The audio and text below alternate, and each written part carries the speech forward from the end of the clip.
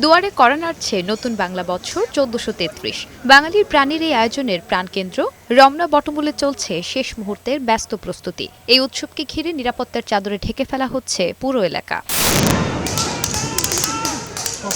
রোববার দুপুরে সরেজমিনে নিরাপত্তা প্রস্তুতি পর্যবেক্ষণে আসেন ঢাকা মেট্রোপলিটন পুলিশের কমিশনার মোহাম্মদ সরোয়ার। সম্ভাব্য হামলা ও নাশকতা মোকাবেলায় চালানো হয় বিশেষ মহড়া, যেখানে অংশ নেয় বোম ডিসপোজাল ইউনিট ও ডগ স্কোয়াড। বলেন, রাজধানী জুড়ে জোরদার করা হয়েছে নজিরবিহীন নিরাপত্তা।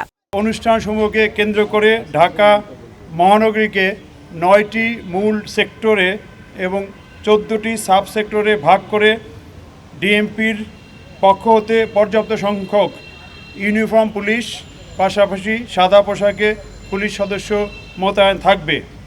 গুরুত্বপূর্ণ অনুষ্ঠান স্থলসমূহ ডগ স্কোয়াড ও বোম ডিসপোজাল টিম দ্বারা সুইপিং করা হবে।